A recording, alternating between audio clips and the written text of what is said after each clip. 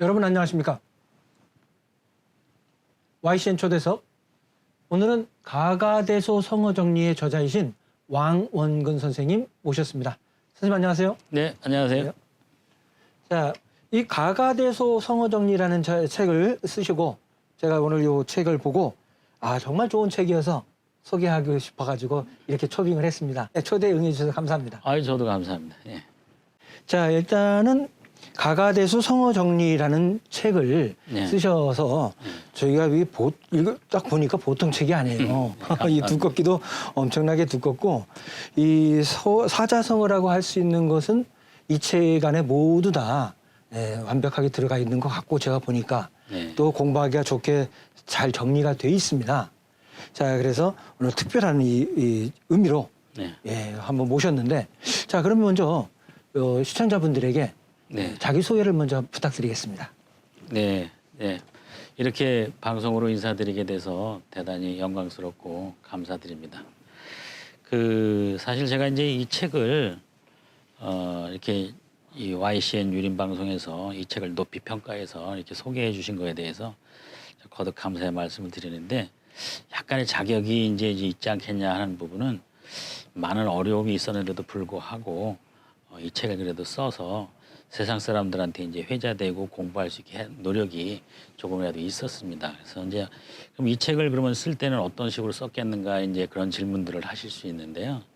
사실은 제가 이제 한자의 세계나 한문의 세계는 너무 방대하고 넓어서 사실 제가 빙산의 일각 정도를 알고 있는데 제가 그러면 어떤 장점이 있어서 이 책을 썼는가 하면 저는 시험 전문가입니다. 그래서 시험 전문가인데 시험을 이렇게 이제 한자 시험을 이제 전문으로 하다 보니까 교양적이든 또는 실생활적이든 또는 어떤 언론이든 방송이든 또는 뭐 여러 가지 어떤 아주 다양한 곳에서 항상 우리들이 애용해서 쓰는 게 사자성어더라고요.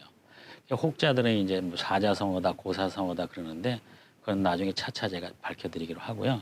그래서 이제 이런 것들을 이제 집대성하다 보니까 시중에 나와 있는 서점에 제가 이제 가서 어떤 것들이 나와 있고 또 어떤 것들이 장점이 있고 이제 그런 것들을 봤어요. 봤는데 저자가 어떤 결정을 내리고 방향을 제시해서 쓰는 것이 책인 거는 맞습니다만은 두 가지 종류가 가장 대표적으로 돼 있어요. 한 저자는 이 세상의 모든 사자성어를 다 타이틀화 시켜서 적어내겠다 해가지고 10,000개 정도를 타이틀화 시켜서 적어낸 사람이 있고 대표적인 겁니다. 두 번째는 그런 거 저런 거 필요 없이 정말 중요한 뒤에 이야기거리가 있는 즉 고사성어 같은 것들을 이야기를 쭉 달아가지고 한 500개 아니면 한 600개 정도를 이렇게 해서 이제 그 책으로 나왔는데 둘 다 책량이 만만치는 않아요, 사실은요. 그러면 이제 저 같은 경우는 소위 말해서 이제 시험 전문가라고 하는 사람들은 학습자들한테 시험도 합격하고 또 그들이 또 이걸 공부를 해서 시험 합격하고 또 뭐 사회생활에서 또 써먹어야 되고 또 이런 것들을 고민하다 보니까 저는 저만의 기준을 좀 세울 수밖에 없었습니다.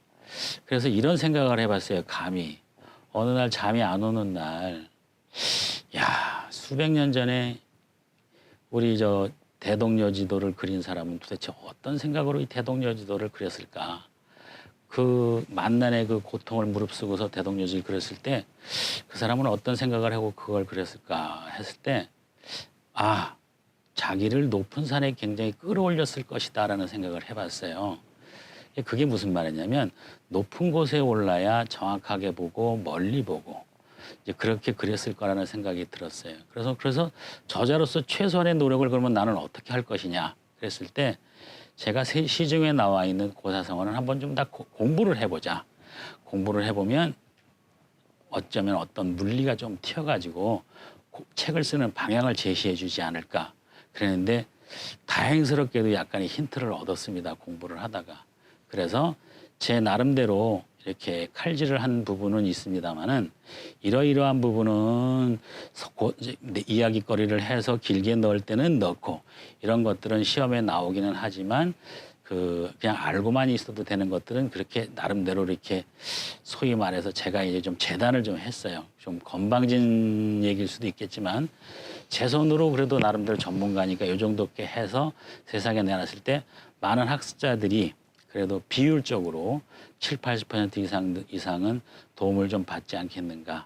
그래서 만들어진 책인 거는 맞습니다. 이게 부끄러운 얘기입니다만 함부로 말씀드린 것 같아서 좀 죄송하기도 합니다. 이해해 주시고 받아주시길 바랍니다. 책을 저술하게 된 그 배경을 예. 아주 자세히 설명을 해주셨고, 예. 자 먼저 이 책을 다시 한번 보면은 가가대소 성어정리인데 예. 이 가가대소는 무슨 뜻입니까 이게? 예, 이제 저기 가가라는 말이 이제 의성어에서 왔고 대소는 말 그대로 큰 대자 웃음소자 크게 웃는다는 뜻인데요. 예예. 그러니까 껄껄거리고 웃는다라는 뜻입니다. 아 그러면 이제 왜 그 가가대소를 이름을 졌는가? 예예. 그리고 이제 지금 사회자께서 말씀하실 때 왜 이건 사자성어도 아니고 고사성어도 아니고 가가대소라는 말을 따로 짓고 성어 정리로 했을까? 예예. 그것도 궁금하실 수 있지 예예. 않겠어요? 예, 그래서 그걸 말씀드리면 가가대소라는 말은 이제 이 책 맨 뒤에 이 책 처음에 보시면 가가대소가 나오고 맨 뒤에 히히호호가 나와요. 맨 처음에 이 책에 가가대소가 나와요. 가가대소, 가가니까 이게 가나다순이군요. 그러니까 네네네, 그렇습니다. 그래서 가가대소가 맨 처음에 나오는군요. 네네, 가가대소. 여기 나왔네. 네. 가가대소. 네. 예예. 그리고 맨 끝에 히히호호가 나와요. 맨 끝에 히히호호. 네. 여기 있네. 예. 그 위에 보면은 이제 그 동의어로 이제 보시면 태평성대가 나올 겁니다. 이제 아니 거기 여기 있네요. 네, 예. 태평성대가 왜 그러냐면 이 책을 공부하는데 나름대로 이제 저자의 어떤 생각이죠. 예. 국민들이 이 책을 갖고 껄껄거리고 좀 공부해서 나중에 웃음으로 공부해서 웃음으로 끝내달라. 네. 가가대소가 아까 크게 웃는 네네. 표현이라고 그랬죠? 네네. 그러니까 웃으면서 공부를 하고 또 웃으면서 마지막 표현도 또 히히호호도 이게 또 재밌게 웃으면서 네, 그렇죠. 예. 시작부터 끝까지 다 네. 재밌게 하자라는 뜻에서 그렇죠. 이 책 제목이 이렇게 지어졌네요. 네, 웃으면서. 그런데 가만 제가 아까 이걸 펴다 보니까 가가대소라고 맨 첫 번째에 나왔는데 가가대소만 있는 게 아니에요. 보니까 큰 웃음이라고 그랬는데 유의어라고 비슷한 말로 네네. 간간대소. 네. 정말 한자는 그렇게 어려워 보이진 않는데 네네. 말 표현이 좀 어렵네요. 박장대소는 워낙 잘 알고 있는 표현이고요. 네네. 파한대소 요새 파한대소도 좀 바꿔요. 네네. 그렇죠. 근데 포복절도라는 말도 예. 많이 들어봤는데 한자는 되게 어렵네요. 이 포복절도가. 그렇죠. 예, 어렵네요.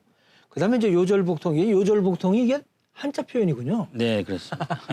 그냥 요절복통은 그냥 한글 표현, 순수 한글 표현인 줄 알았더니 예. 이런 또 유의어라고 해가지고 동의어, 반의어를 함께 공부할 수 있도록 이 책에 또 이렇게 쭉 정리를 해놓으셔서 예. 한꺼번에 그냥 쭉 보다 보니까 한 5-6개가 한꺼번에 공부가 됩니다. 예. 그러니까 사회자께서는 이거를 만약에 공부를 하셨으면 아주 잘하셨을 뿐이에요. 왜냐하면 책의 특징을 금방 파악하셨어요. 예예. 네. 왜냐 맞습니다. 제가 이거를 이제 하나하나를 그 가가대소를 예를 들어서 하나의 이제 그 타이틀로 했을 때 표제어로 했을 때 이 표제어를 얘하고 비슷하거나 또는 뭐 반대말이 되거나 또는 관계가 있는 말들을 좀 적어놓으면 좋지 않겠느냐. 예. 그래서 학습자가 공부를 할 때 한 덩어리로 이렇게 좀 받아들이면 얼마나 좋을까 해가지고 이런 부분들이 제가 노력한 부분들입니다. 덩어리로 되어 있고 네. 그 미세한 그 의미 차이를 옆에다가 또 다 써주셨고. 네네네. 이게 참 자세하게 돼 있어가지고 네. 이게 그냥 꼭 순서대로 공부할 필요는 없는 거죠. 그렇죠. 보고 싶은 부분만 보고 봐도 되고. 네네. 예. 그리고 표제어가 돼서 앞에 나와 있는 것들은 그래도 그나마 상징성이 있어서 앞에 있는 거죠. 그럼요. 요것이 먼저 제일 중요하니까 네. 모르면 표제어부터 공부하고. 네. 내가 사자성어를 몇 개 익혀야지 그러면 일반적으로 사자성어는 몇 개 정도 알아야 될까요? 좀 고급 수준. 지금 그 한자에서도 무슨 뭐 특급이다, 지도사, 사범이다, 뭐 하여튼 그런 어떤 그 강사 수준이 네. 되려 그러면은 어느 정도 익혀야 됩니까? 이 책에 있는 걸 다 익혀야 되는 건가요? 아니죠. 이제 사실은 이 양이 좀 너무 방대하고요. 방대하니까요. 네, 그 정도 되면 이제 한 2,000개 정도면 되지 않겠나 싶은데. 한자 2,000개도 아니고 네. 사자성어가 2,000개. 네네. 그러니까 이제 제가 지금 다시 엄청나네요. 말씀드릴게요. 일반적으로 고사성어를 만약에 조사해 보면 우리 사회자님도 한 굉장히 많이 나와요. 아는 게 많습니다. 단지 이렇게 한자로 써내기가 연습을 안 했으니까 이게 이제 수련이랑 똑같습니다. 그러니까 옛날에 어떤 분이 이런 얘기를 했어요. 이게 그 글씨를 쓰는 분들은 검수를 익히는 거랑 똑같다고 그랬어요. 그런데 우리가 서예는 안 하더라도 글씨를 익히려면 써야 되지 않습니까? 근데 이걸 만약에 안 쓰잖아요. 그러면 사회자님 지금 옛날에 아무리 공부를 잘하셨어도 몇 년 동안 이걸 안 쓰면 저도 그렇고요. 글씨가 안 나옵니다. 그런데 머릿속으로 결초본, 그게 이런 뜻이야. 그런 건 알고 있지 않습니까? 그렇듯이. 근데 만약에 누굴 가르쳐야 된다. 그럼 가르쳐야 되는 사람은 써내야 되거든요. 그러니까 알고 있을 정도에서는 되는 것이 아니고 그렇죠. 써낼 줄 알아야 된다. 그렇죠. 그 정도 수준까지 그러면 쉽지 않은 길입니다. 거기까지 그렇죠. 2,000개를 다 쓸 줄 알고 또 남을 가르칠 정도가 되면 하여튼 그 정도 수준 되면 어느 정도인가 저는 이제 이 책을 다 공부해야 되는지 좀 궁금해가지고 여쭤봤는데 이 책은 이제 그 이상의 훨씬 높은 수준의 어떤 책 내용까지 총망라한 그런 내용이 되겠네요. 근데 아까부터 계속 이제 제가 얘기가 나와서 여기도 지금 사자성어라고 이제 여기 사자성어 써놨는데 네. 흔히 이제 네 글자로 된 어구를 사자성어라고 그러는데 네. 또 고사성어라고도 한단 말이죠. 네네. 이게 어떤 차이가 있는가요? 네. 좋은 질문입니다. 이게 이제 이 부분이 이제 많은 사람들이 어디다 물어볼 때도 없고 또 그냥 대충 섞어서 쓰고 이제 그러는 경우가 많은데 이제 정의를 내려드릴게요. 우리가 지금 그 아이들도 일반적으로 이제 글자를 이렇게 막 줄여서 쓰는 거 혹시 아시죠? 축약해서 쓰고 영어도 마찬가지고 있고. 그래서 이제 그거를 줄여 쓰는 거라는 개념이 사자성어입니다. 그럼 왜 네자로 했냐? 네자로 하는 게 가장 좋기 때문에 네자로 한 겁니다. 개인 글을 줄여서 쓰는 것이 사자성어입니다. 네. 그래서 이제 그거는 이제 생활의 편리상 나온 거고요. 그다음에 그러면 그 사자성어니까 꼭 네 글자입니까? 그렇습니다. 그거는. 그렇겠네요. 네, 사자성어니까 꼭 사자성어네 그러고 보니까요. 네. 그래서 제가 이제 이거를 사자성어라는 책을 못 쓴 게 뭐냐면 여기에는 사실은 네 글자가 아닌 게 있거든요. 그렇습니까? 예. 왜냐하면 네 글자가 아닌 게 하나라도 있으면 사자성어가 아니죠. 그러네요. 예. 근데 여기는 저는 한두 개가 아니에요. 두 글자도 있고 세 글자도 있고 10글자도 있고 8글자도 있고. 그런데 거기에는 사자성어도 진짜 있고. 그리고 이제 그러면 아까 이제 질문하신 대로 사자성어만 있는 게 아니니까 제목을 이렇게 쓸 수밖에 없었고 그럼 고사성어는 뭐냐? 그러면 고사성어는 이제 아까 그 결초보온이라고 아까 이제 우리가 대화담 속에서 나왔는데 결초보온이 이제 어떤 은혜를 갚는 거거든요. 은혜를 갚는데 이제 얘기를 하면 맺을 결자 묶는다는 뜻입니다. 풀을 묶어가지고 그 은혜에 보답한다 해가지고 이제 그 보답할 보자에다가 은혜 은자 쓰는 건데 그 이제 얘기를 하자면 길고 그래서 이제 그 뒤에는 이제 그 이런 거죠. 예를 들어서 아버지가 이제 어머니가 일찍 돌아가셔서 이제 서모를 계모죠. 계모가 이제 나쁜 뜻이 아닙니다. 어머니를 이었다라는 뜻입니다. 그래서 이을 깨자 계모입니다. 그래서 계모가 나중에 와갖고 막 핍박한다는 어떤 그런 나쁜 의미로 자꾸 받아들이는 사람들이 많은데 그냥 먼저 어머니가 자기를 낳아주신 어머니가 돌아가시고 그 어머니를 이어서 나를 키워주신 어머니다가 계모입니다. 이번 기회에 좀 정확히 아시고요. 그 계모가 젊었어요. 젊었는데 아버지가 이제 그 계모가 젊었을 때는 큰아들을 불러다 놓고 그랬어요. 그러니까 계모하고 뭐 큰아들하고 별 차이 있겠습니까? 별 차이가 없죠. 그러니까 아들아 그래도 저 사람이 나한테 니네 엄마하고 시집을 와가지고 너희들을 키우는데 많이 도움을 줬으니 내가 혹시 먼저 가더라도 네 어머니는 어머니니까 좋은 데로 좀 시집 보내도록 하거라. 그렇게 얘기를 했어요. 어떨 때요? 정신이 말짱할 때. 근데 이제 사람이라는 게 이제 그 나이를 먹고 이제 죽음에 임박하고 그러면 이제 뇌가 이제 퇴행이 된다고 그래요. 그래서 이제 옛날이나 마찬가지죠. 저는 이제 현대적으로 말씀드린 거고. 이분이 이제 돌아가실 때 되니까 갑자기 마음이 확 변하신 거예요. 아버지가. 그러더니 내가 죽으면 저 여자를 내 옆에다 같이 묻어라. 그랬어요. 소위 말해서 이제 그 따라 죽을 순자 순장을 해라. 이제 그런 뜻입니다. 이제 그러고서 이제 아버지가 돌아가셨어요. 이 큰아들은 고민을 할 수밖에 없었습니다. 아버지 말을 따르자니 계모가 서모라고도 해요. 계모를 생매장해야 될 판이고 아버지 말을 안 따르자니 불효자가 될 것이고 거기서 고민을 합니다. 이 아들이. 그래서 이렇게 동생들한테 얘기를 합니다. 아버지 말씀이 엄중하기는 하나 생명도 소중하고 아버지가 그러고 최근에 와서 정신이 좀 흐려지셨다. 그러면 나는 장남으로서 이렇게 말을 한다. 아버지가 정신이 옛날에 명료하셨을 때 건강하셨을 때 한 말을 나는 유언이라고 생각한다. 그러니 아우들아 내 말을 따라서 어머니를 순장하지 말고 아버님 예를 다 맞춘 후에 시집을 보내기로 하자. 그렇게 해서 큰아들이 독단으로 아버님의 유언, 아버지의 마지막 유언을 거절합니다. 그러니까 그 전에 유언은 따르고, 그러니까 이것도 이제 유언이 두 종류가 되겠죠. 정신이 말짱할 때 유언이 있고, 이제 돌아가실 때쯤에서 유언이 있고. 그래서 이 아들은 나름대로 현명하게 판단을 한 겁니다. 그랬더니 이 딸을 살려줬잖아요. 딸을 살려줬더니 어느 날 어머니를 살려줬잖아요. 어머니를 살려줬더니 선물, 그래서 어머니를 이제 시집시켜서 보냈죠. 보냈더니 글쎄 이 서모를 낳은 또 아버지가 있지 않겠어요? 네. 네. 그 아버지가 고인이 되셨는데 그 아버지가 이 아들의 꿈에 나타난 거예요. 꿈에 나타나서 내 자식을 살려줘서 정말 고맙소. 내가 은혜는 한번 갚겠소. 이렇게 된 겁니다. 네. 그래서 이제 그런 걸 이제 까마득하게 잊고 이 사람이 이제 젊으니까 또 장군이었어요. 장군이 아주 직급이 높지는 않았어요. 직급이 높지는 않았는데 근데 이 사람이 이제 그런 걸 이제 까마득 아버지 돌아가신 것도 있고 계모를 시집 보낸 것도 있고 그냥 까마득하게 있고 자기는 또 이제 나라를 지키려고 전쟁터에 이제 말을 타고 나간 겁니다. 말을 타러 나가는데 딱 올 때 저기 있는 적장의 목을 따야 되는 상황이에요. 근데 만만한 사람이 아니었어요, 그 사람이. 자기보다 이게 용력이라든가 검술이 자기보다 출중한 사람이었어요. 그런데 물러날 수는 없고 그래서 이제 나는 저 적장을 잡아야지 하고서 적장을 잡으려고 딱 그러는데 글쎄 이게 어떤 일입니까? 갑자기 적장이 말이 그냥 고꾸라지면서 적장이 땅에 떨어지는 거예요. 그래서 굴렀어요. 예, 굴러가지고 내가 적장을 그냥 지가 그냥 꼼짝 못해서 굴러서 나가 자빠지는 거를 잽싸게 내려가지고 적장을 그냥 사로잡아 버렸어요. 예.